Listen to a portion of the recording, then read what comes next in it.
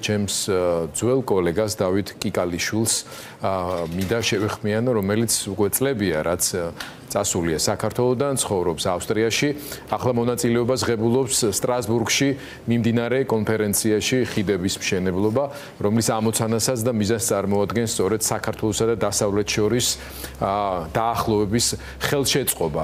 დავით, მოგესალმები, მადლობა რომ ჩვენთან ერთად ხარ. ვიცი რომ კონფერენციაზე საინტერესო ხალხი შეიკრიბეთ და ისიც ვიცით რომ შენც და ბევრი ჩემი კოლეგა, იგივე ელისო, რომელიც დღეს ეთერშია ხოლმე ტრადიციულად სამშაბათობით, ამის გამო მიწევს მე დღეს ამ გადაცემის წარმართვა, ეკლებზე სხედარ ხართ, იმ გაგებით რომ იცით პარალელურად თქვენს კოლეგებს, ჩვენს თანამშრომლებს იჭერენ ყოველდღიურად. აგერ უკვე ფორმულას მესამე თანამშრომელი დაიჭირეს ახალგაზრდა გოგო ჟურნალისტი ცირა ჟვანია, რომელიც ახლა იწყებს ჟურნალისტურ კარიერასაც და როგორც ჩანს იწყებს ძალიან სწორადაც და კარგადაც. როგორც ჩანს ევროპიდან საქართველოს, როგორც ჩანს ჟურნალისტების როლი და მედიის მდგომარეობა დღეს საქართველოში. გიორგი, პირველ რიგში დიდი მადლობა რომ შენი გადაცემის საშუალებით შემიძლია სოლიდარობა გამოგიცხადოთ. პირველ რიგში უსამართლოდ დატყვევებულ ადამიანებს და პირველ რიგში ჩემ კოლეგებს, ჟურნალისტებს, ვინც ახლა ამ რეჟიმის ციხეში იტანჯება უსამართლოდ. ეს არის რაღაც აბსურდის თეატრი და მე და შენ აი ამ ეთერის საშუალებით მოუწოდე ჩვენ საზოგადოებას რომ მეგობრებო, გამოფხიზლდით. ეს არის აბსურდი ახლა რაც ხდება. ეს არის წარსულში დაბრუნება. მესმის ბევრი კრიტიკა შეიძლება წარსულის მოგონებები და რაღაცა ერთმანეთს ეს მოყვება 90-იანი წლებიდან ჩვენ სამოქალაქო დაპირისპირება გავიარეთ და შეიძლება რაღაცებს ვერ პატიოთ ერთმანეთს, მაგრამ რაღაცა ფუნდამენტური არსებობს. ეს რეჟიმი ცდილობს ახლა რკინის ფარდა ჩამოაფაროს ჩვენ ქვეყანას, ახალგაზრდებს წაართვა საშუალება რომ სოფლიოში გავიდნენ, განათლება მიიღონ, წყვეტენ ამ სივრცეს და აი მალე შეიძლება გიორგი თქვენ მართლაც დაგაბრალონ ბომბეიდან ლონდონამდე გვირაბის გათხრა. ამაში დავით, აი ჩვენც თითქოს ვემზადებით ამისთვის, მაგრამ როგორ უნდა მოემზადო ამისთვის, იმალ გითხრათ, არ ვიცით. ყველა ჩვენი რესურსი მობილიზებულია, გვესმის ჩვენი მისიას და ფუნქციაც, მაგრამ ამავე დროს ფიზიკურად რთულია ამ ყველაფრის გაძლება, არა იმ გაგებით, რომ აი ფსიქოლოგიურად ვერძლებთ, უბრალოდ ფიზიკურად როცა უკვე იჭერენ ადამიანებს, რომლებიც ჩვენთან ერთად ამ საქმეს აკეთებენ და ისედა ძალიან შეზღუდული რესურსების პირობებში პრობლემებს ქმნიან. აი ხო არ გეჩვენება რომ ამ ხრივაც რაღაც მიზანმიმართული ტაქტიკა აქვს შემუშავებული.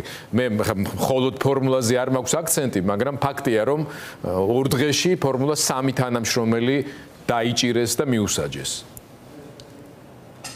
გიორგი, სამწუხაროდ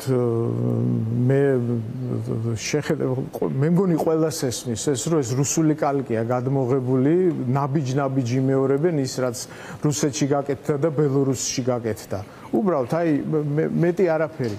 ნაბიჯ ესე კლავენ და თქვენ იცოდეთ რომ ამას მე მოყვება ინტერნეტის შეზღუდვა, გათიშვა, ფეისბუქის აგრძალვა, პოსტების გამო დაჭერა და ასე შემდეგ და ასე შემდეგ და ჩემი პირველი სურვილი იყო, როდესაც აქ ჩამოვედი ამ ხიდების იმაზე რომ ჩვენ ემიგრაციაში მყოფი ქართველები გავერთიანდეთ და რაღაცნაირად დავეხმაროთ ჩვენს ქვეყანას და ჩვენს საზოგადოებას რომ უთხრათ მეგობრებო, იცი და ეს ომი არ არის უბრალოდ უკეთეს სივრცეში განვითარების საშუალება არის. შეიძლება იქ რაღაცა პოლიტიკური თამაშებია და ადამიანებს თავის პოზიციების შენარჩუნება უნდათ, მაგრამ ისეთ ფასეულობებს მიადგენენ, რომელიც მორღვევა არ შეიძლება. ევროპული სივრცე ეს არის კულტურა, განვითარება, დიდი ბაზარი, ეკონომიკური შესაძლებლობები ამ ჩვენი შვილებისთვის და ჩვენი მომავლისთვის განვითარების საშუალება. ნუ დავკარგავთ ამას. თუმცა დავით ძირითადი აქცენტი ეს მე მგონი დავით ეს ნაწილი რაც ჩამოთვალეთ მე მგონი ყველაზე ევროპისადმი ამ ხელისუფლების პროპაგანდისა და რუსული ჰიბრიდული ომის შედეგად დალექილი პრობლემებით დატვირთულმა ადამიანებმაც იციან რა რომ ევროპაში ცხოვრებაც უკეთესია რომ პენსიონერებს ბედნიერი სიბერი აქვთ რომ ახალგაზრდებს შეუძლიათ დასაქმდნენ და ღირსეული ანაზღაურება ხო ანუ ამ მიმართულებით ბევრი კითხვა არა აქვთ რაც არ უნდა სისულელეები უტენონ თავში რომ ევროპას გაუჭირდა ეხლა და გადასახაც ვერ რაღაცეები ხვდებიან რომ ეს სიშტერია უბრალოდ და შტერებზე გათვლილი იმიტომ ბოლოს და ბოლოს ყველა ოჯახიდან არის წასული რამდენიმე ადამიანი რომელიც იქიდან ფულს უგზავნის და ამ ამბავსაც უყვება რა კარგია სოციალურად ცხოვრება ევროპაში ეს იციან ერთადერთი რაშიც ეჭვის შეტანა მოახერხეს ეს არის ეგრეთ წოდებული იდენტობის პოლიტიკასთან დაკავშირებული პრობლემები რომ ეკლესიის წინააღმდეგ მებრძოლები რომ ეროვნული თვითმყოფადობის გამოქმნებლები რომ უმცირესობების და გენდერის და იდენტობის პრობლემების შემომტანები რომ ბავშვებს ბაღებში გენდერს გადაუკეთებენ და ასე შემდეგ აი ამ ხრივ ხომ არ ფიქრობ შენ რომ ძალიან ბევრი პრობლემა დაგროვდა საზოგადოების ამ ნაწილში საკომუნიკაციოდ და შენ როგორც ახლა უკვე თითქმის რამდენი წელია რაც უკვე ავსტრიაში ცხოვრობ და ევროპაში გადაადგილდები უფრო 6 წელი ხო რა შეგიძლია უთხრა ამ ადამიანებს რომლებიც ამდენი წელი შენი მუდმივი მაყურებლები იყვნენ და დღეს შეიძლება სწორედ იმ ბანაკში იმყოფებოდნენ პირობითად ბანაკში გიორგი ცოტათი ვნერვიულობ და შენ მაყურებელსაც და შენს ბოდიში მინდა მოგიხადო იმიტომ რომ რო ვისმენ ახლა დაჭერების თაობაზე რაღაც ძალიან აღშფოთებული ვარ და აი მთელი აქ საზოგადოება ვინც სტუმრებიც უცხოელებს რაღაცა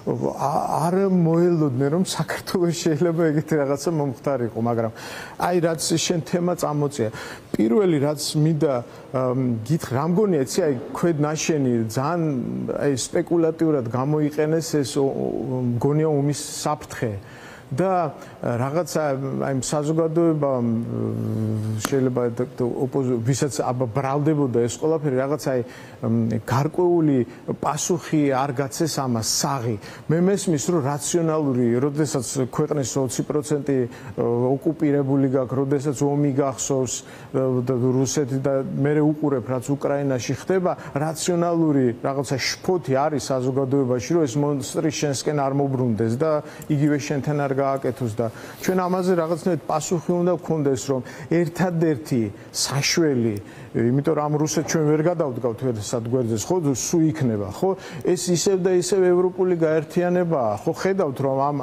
ამ სივრცემ ასე თუ ისე შეძლო პრევენცია და ბევრს აკეთებს რომ ეს ნიველირება გააკეთოს ამ კონფლიქტის და როგორღაც ეს დაამთავროს დაასრულოს და ნელ-ნელა მე თქვენ გეტყვით რომ მე რასაც აქ ვაკვირდები იმ პოლიტიკურ მოძრაობას და საზოგადოების განწყობებს ნელ-ნელა ევროპაც იღვიძებს და ხელს წამოსაკრავი ძალა არ არის უზარმაზარი პოტენციალი აქვს და მერწმუნეთ რუსეთი მას ვერ შეეჯიბრება ვერანაირად ან მომავალი ამას არ აქვს რო ისოდეთ ეს მეორე და რაც შეეხება იდენტობას აბა მიდით და უთხარით რომ ესპანელს იდენტობა არ აქვს ხო იტალიელს ბერძენს მართლმადიდებელი ქვეყანაა ხო იქ აიღეთ ხო ბულგა ყველა და ის ქვეყნები რომელიც ადრე ამ სოციალისტურ ბანაკში იყვნენ ვითარდებიან ცხოვრობენ პოლონეთი აიღეთ აბა და უთხარით რომ იდენტობა არ აქვს ყველამ შეინა პირიქით მრავალფეროვნება აი ეს უხარია და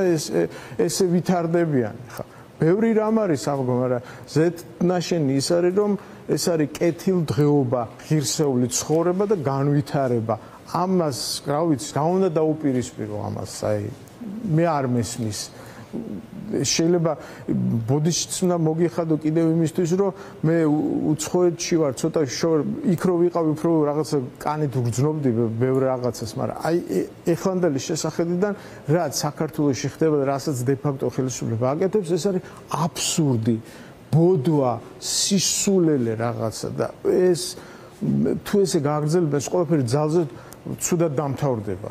ჯობნი ყოველთვის მოიძებნება. ჩვენ ეს გამოვიარეთ სამოქალაქო დაპირისპირება 90-იანები. ადამიანს ბოლომდე თუ გაამწარებ უარეს პასუხს მიიღებ ეგ და ეს შეცდომა არ უნდა გავიმეოროთ ჩვენ. სამწუხაროდ ეს ჩვენი თაობა მე ხა 60 წელს უახლოვდები, რომელმაც ეს ძმა გაწირა, თავისი საკუთარი დედაქალაქი გადაწვა. ხო, რატომ უნდა გავიმეოროთ ეს ყველაფერი? ჩემთვის გაუგებარია, ხო? რაღაცნაირად უნდა ვაპატიოთ ერთმანეთს და ეს პატარა ქვეყანა წინ წავიყვანოთ. მის ახალგაზრდობას, მის მომავალს რაღაცა პერსპექტივა მივცეთ და არა ისე ვხლიჩოთ, იმიტომ რომ ერთ ვიღაცა პოსტის დაკარგვა არ უნდა და მოპარული ფულის დაკარგვა არ უნდა ვიღაცას. დათო, ძალიან დიდი მადლობა შინაარსისთვისაც, განწყობისთვისაც, ემოციისთვისაც, კარგად გვესვის თქვენი და შენი ამ შემთხვევაში მადლობა და გვექნება შესაძლებლობა არაერთხელ კიდევ ალბათ ჩვენი აზრების საზოგადოება შემთავაზოთ. ალბათ თქვენთან გვერდით ვართ. და არა მარტო აზრები, ძალიან გვინდოდა რომ ერთობლივი პროექტებიც გვეკეთებინა ამდენი წელია, მათ შორის ამ ევროკავშირის იმაზე ვეუბნებოდი ზუსტად რომ შენი მეშვეობით გვეჩვენები და ამ ხალხისთვის კიდევ უფრო უკეთ რა არის რეალური ევროპა და არც ეხლა დაგვიანებული იმედი მაქვს მათ შორის ასეთი ტიპის რესურსების მობილიზების პირობებში მოვახერხებთ ამას რაც შეიძლება სწრაფად დღეს და არა გვიან. გიორგი, დრო არ მინდა წაგართვა, ერთი რამე იცოდეთ რომ აქ არსებული საზოგადოება რომელსაც დაივიწყეთ რომ ესე იგი რაღაცნაირად ადრე წარმოჩენა იყო რომ ემიგრანტი რატომღაც მარტო გაჭირვებული ადამიანია. კი, რაღაცა პრობლემები არის, მაგრამ აქ ჩამოყალიბდა ძალზე ძლიერი აქ შეერთებულ შტატებში ძალზე ძლიერი სათვისტომო, რომელიც გავლენიანია და როგორც ინტელექტუალური, ისე ფინანსური რესურსები აქვს და ჩვენ თქვენთან გვერდით გვიგულეთ რა. მადლობა დავით. ისე მარტივად რომ აი რაღაცა სულელური კანონებით შეიძლება დაგჩაგრონ. არ დავაჩაგრინებ თქვენ თავს. მადლობა ძალიან დიდი. არ ვაჩაგრინებთ როგორც ხედავთ. ნახვამდის დავით კიკალიშვილს მონატრებულს ქართული ეთერისთვის და მაყურებლისთვის მადლობა უთხრა დროებით დაემშვიდობოთ.